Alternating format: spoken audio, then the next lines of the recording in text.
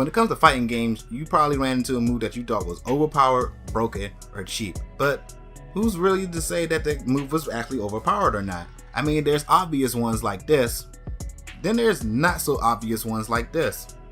That's when buffs and nerfs comes into play.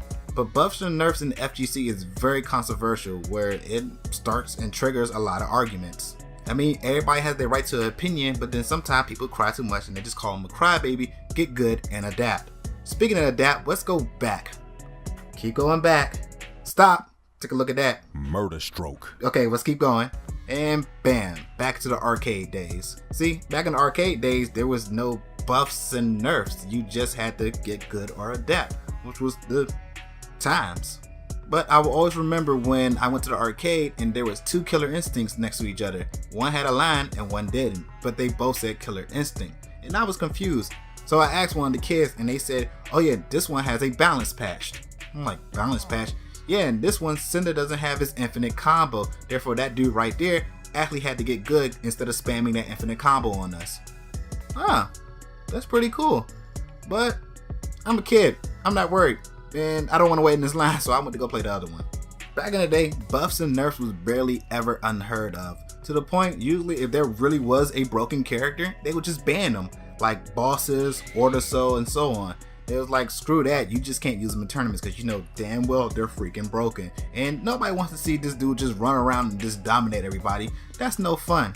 But then came along Street Fighter Rainbow Edition, where everybody was broken. And you know what? It turned out to be fun. And thanks to Rainbow Edition, now we got Hyper Fighters, Marvel vs. Capcom games, and a whole bunch of other stuff because that brokenness ended up being balanced out to make it even more fun and, well, balanced. But really and truly, buffs and nerfs is really not meant for balance, it's to make the game more fun. Yes, buff is good for the weak characters and makes them better and make people more usable so you see more variety and that makes the game fun. But nerfing is not always just to make a character weaker, it tries to add more excitement, more creativity with the character instead of seeing the same people over and over. Like if one character's overpowered, you only see them in tournaments. That's not fun. Now nerfing them, now you want to see if the person is going to get better with the character, learn something new, or just drop them all together. Prime example right now, 16. A lot of people drop 16 on fighters, and some people just adapted and learned new combos. It makes it more excitement. Now you see a variety of more characters, hopefully. And the thing I always get is people always say, we need a perfectly balanced game. And a perfectly balanced game is horrible. You know the last perfectly balanced game? Street Fighter 1 and Karate Champ. Why? Because you only had two characters that did the same thing. And that's boring. Seeing the same character do the same things over and over and over, you're gonna get bored of that and you're gonna move on. So nothing is never truly balanced. There's no such thing as a fair fight. But there's always a close enough balance where there's a little bit of fairness within a range of characters, which you know, the tier list from S all the way down to F tier, where some characters you already know who's great and some characters are not. But just because they're bottom tier doesn't mean they can't win.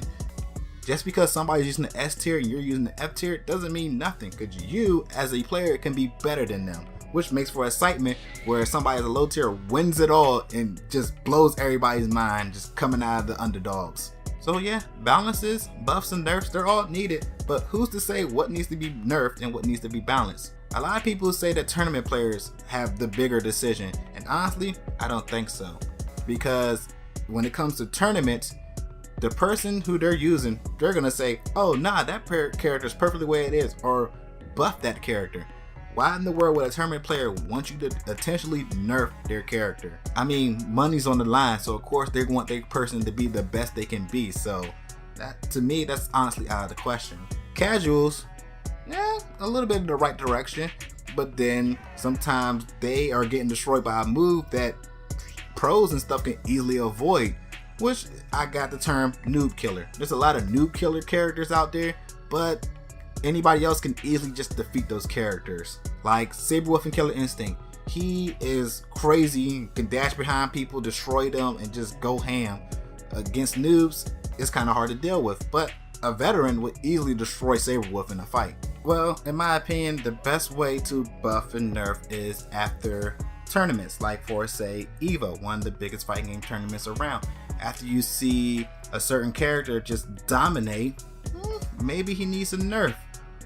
Or if you see that somebody else is getting dominated, maybe they need a buff. Or you see too much of the same character, maybe he needs a nerf, and so on and so forth. Just studying tournaments, not actually asking the top tier players, will actually kind of balance it out, and you just see it from the line of polls of how many this character was used and stuff like that. All in all, buffs and nerfs are needed, but honestly, the game will be more exciting if we just continuously do more buffs instead of nerfs. I mean, yes, some stuff that are broken, yes, needs to be nerfed, but some stuff that's overpowered, we can kind of just make more buffs.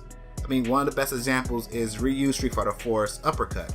The heavy wasn't cancelable anymore, which means you either had to do the light for options just in case they block so you can back out, or you can just go for the money and do the highest damage with the heavy, high risk, high reward, which is what I like. High risk, high reward is always like the best example for when it comes to fighting games.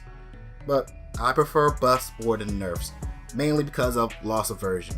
I mean, loss aversion has always been used in the gaming industry.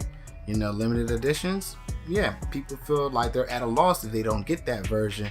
I mean, I feel like I'm gonna be at a loss if I don't get that Kingdom Hearts Deluxe version with them Toy Story figurines. So if you want to help, there's this thing on Twitch called donations, #shameless plug. If you don't know, loss aversion is where loss hurts more than gain. Loss hurts about twice as more as gain. So when it comes to a nerf, 2 buffs will balance it out. So if you get 1 nerf and 1 buff, people still feel bad, like they lost something. So yeah, a lot of people don't like nerfs because of loss aversion. But again, sometimes nerfs are needed. So I'm Slick Tactics. See ya.